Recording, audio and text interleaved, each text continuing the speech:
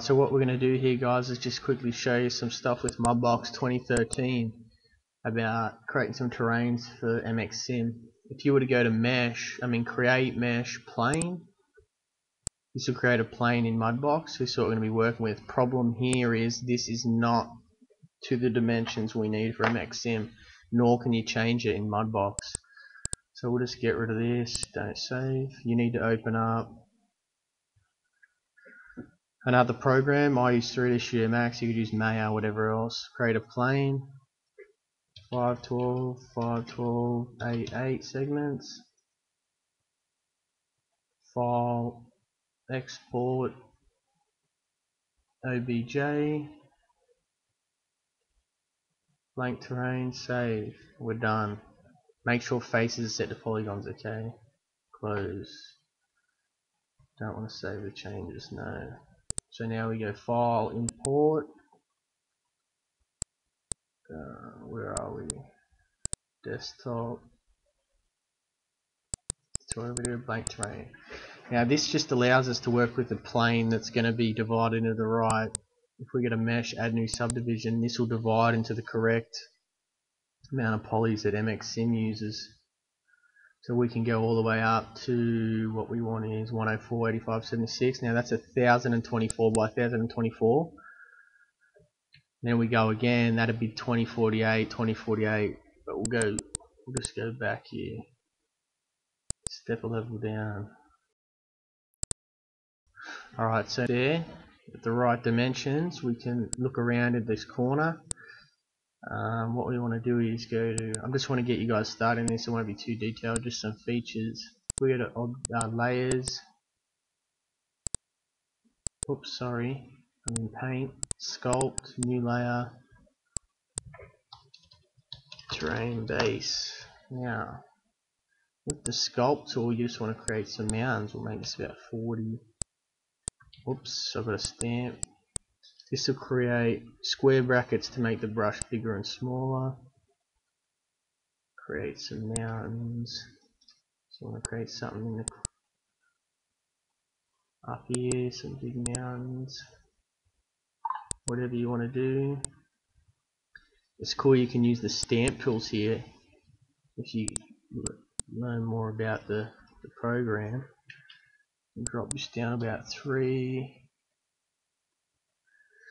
Grab a stamp.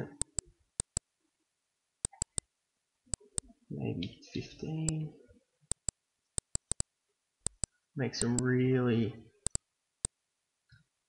I'll press the F key then to focus on where my cursor is. Really detailed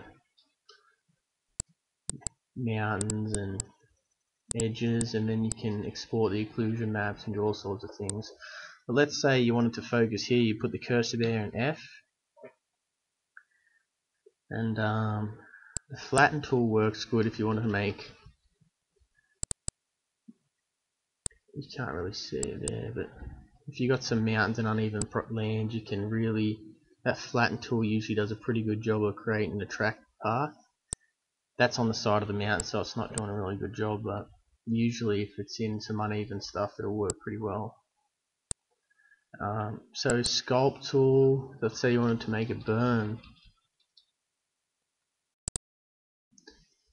What you do is you could just, I've still got the stamp on, turn the stamp off, turn this down about 5, 2. You can freehand things pretty good in this. You get in and smooth it out. Say you wanted to use the grab tool, you got to be careful with the grab tool, because what the grab tool does is pull these polys side to side. Now you can do that a little bit, but what's going to happen, it's not going to show you accurately what's going to be happening in MX Sim, because MX Sim's only going to render them square. So if you're ever using the grab tool, you always want to just go up with it.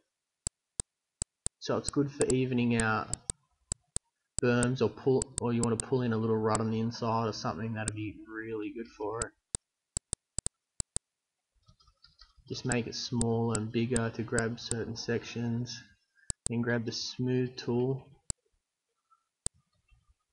You can obviously turn the pressures down. I'm just rushing this to try and get some stuff in this video. So that's pretty cool.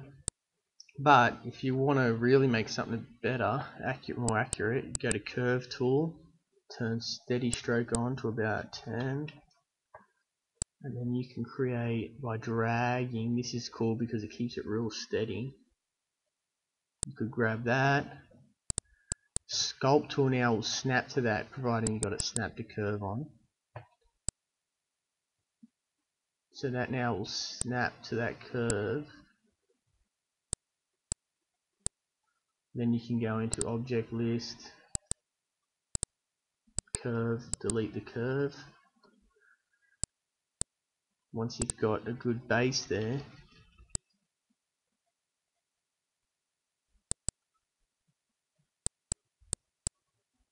you can smooth out how you want it, smooth the inside out, and really, it takes some time to get things right, but anyone knows that who's used one of these programs before anyway. But you can just get really precise. You want to fix up that edge there, you can grab, you can see how it doesn't dip in it accurately. You can quickly just pull things back around how you want them. So that's cool, handy. Another cool feature is this freeze. If you go to freeze here, you can freeze all sorts of parts of the terrain while you modify it. And that's the phone. I'll just turn that off. You can just freeze certain sections. So you wanted to freeze all the outside here, you wanted to just create a berm in the middle there, or you wanted to just freeze the outside of a track path. Then whatever you sculpt in the middle of that, it's not going to affect the outside. Then you just invert the function. Oh, sorry. Go to freeze and invert it, and just grab the marquee tool, and you can just grab all of it. The other thing with the sculpt too, you got up. If you just hold control, that'll just invert whatever pressure you got set here. Or you can put -2 in there, but to save you always mucking around, you can just press control, and that gets you back doing some cool stuff with this program. This program I found super good. I'll quickly show you what I've been working on, if I can. So, I don't know where I saved this son of a gun.